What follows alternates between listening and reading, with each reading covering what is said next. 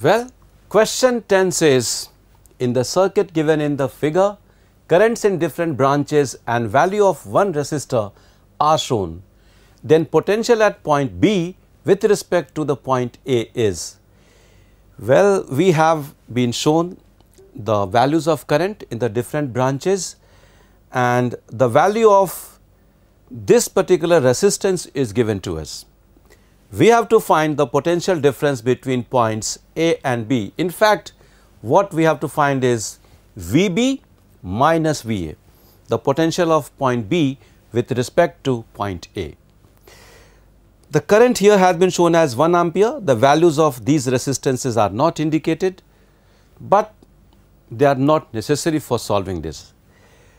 What we do is we apply the junction rule, Kirchhoff's junction rule at this particular junction. We see that 1 ampere current is coming and then 2 ampere current is going out, which means that the current here is clearly 1 ampere. That is from Kirchhoff's junction rule. Once we know the current here, we can start from point B, for example, traverse like this, go all the way here and reach point A. Let us do that. So, starting from point B, let us say that the potential at point B is VB. So, we have VB, and as we go across the cell, we are going from the negative terminal to the positive terminal. So, the change is plus 2 volt, and then as we go across this 2 ohm resistor in the direction of current, there is a drop in potential of 2 volts. So, that means the change is minus 2 volt. So, we now get minus 2 here, and then as we go from point C to point A, there is change of minus 1 volt, because we are going from the positive terminal to the negative terminal of the cell. So, the next change is minus 1 volt, and now we have reached point A. So, we have reached the potential of point A. So, what is the value of VB minus VA? VB minus VA clearly is coming out as plus 1 volt.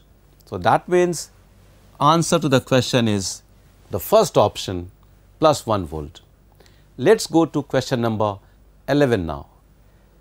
Question 11 says, an iron rod of volume 10 to the power minus 3 cubic meter and relative permeability 1000 is placed as a core in a solenoid with 10 turns per centimeter.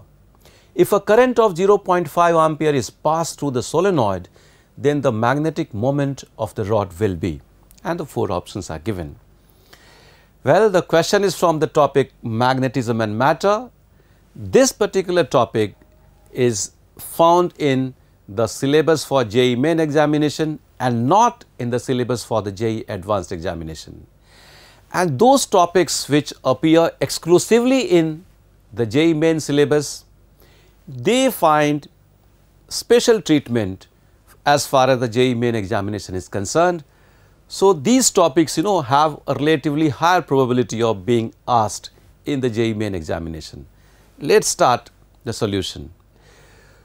So, what we do is we start with the magnetization vector capital M, and the expression for the magnetization vector capital M, let us only consider the magnitude.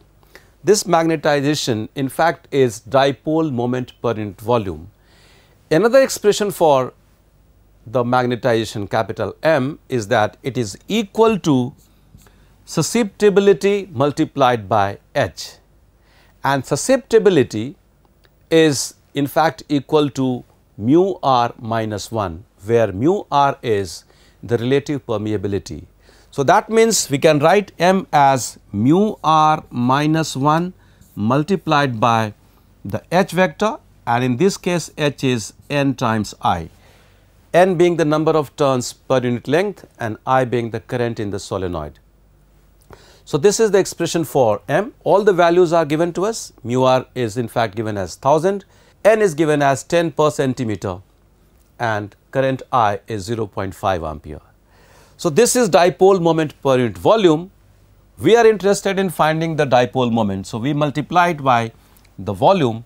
So, the dipole moment is M into V, where V is the volume, and the expression then finally comes out as mu r minus 1 into number of turns per unit length multiplied by the current multiplied by the volume. Now, all the quantities are given. In fact, mu r is given as 1000. So, if we put the values, we are getting here as 999. N is given as 10 turns per centimeter, and that becomes in fact 1000 turns per meter. The value of I is 0.5 ampere, and the volume, let us check the figure for the volume. Volume is given as 10 to the power minus 3 cubic meter. So, let us put it as 10 to the power minus 3 cubic meter. Now, this of course is in ampere meter square. If we solve, it is very close to 500 ampere meter square. So, if we look at the options now, this is matching with the first option. So, option 1 is correct for this question, and it is time now to go to question number 12. Question 12 says, in an adiabatic process, the density of a diatomic gas becomes 32 times its initial value. The final pressure of the gas is found to be n times the initial pressure. The value of n is. The question is from the topic thermodynamics, and specifically it is about adiabatic processes. We have a gas which is a diatomic gas. We know that the adiabatic exponent for the diatomic gas is taken as 7 by 5. So, let us put it here. So, gamma is given as 7 by 5, and for the adiabatic process PV to the power gamma is constant. Now, the question says that the density has become 32 times its initial value, and if density has becomes 32 times its initial value, it means that the volume has become 1 by 32 times of its initial value, because the product of volume and density is a constant, that is the mass of the gas or mass of the sample. So, if I take the initial volume as V1, initial pressure as P1, then we have P1 V1 to the power gamma, that means 7 by 5 is equal to P2 V2, and as we discussed, V2 is V1 by 32. So, that means V1 by 32 raised to the power 7 by 5. And now we can easily solve for value P2 in terms of P1. If we solve, we find P2 is coming out as 128 P1. By the way, 32 raised to the power 1 by 5 is 2. So, here we will get effectively in the denominator 2 to the power 7, which is 128. Well, this is the expression for P2, and let us now look at the question once again. The final pressure according to the question is n times of initial pressure, the value of n. Well, we have found it is coming as 128.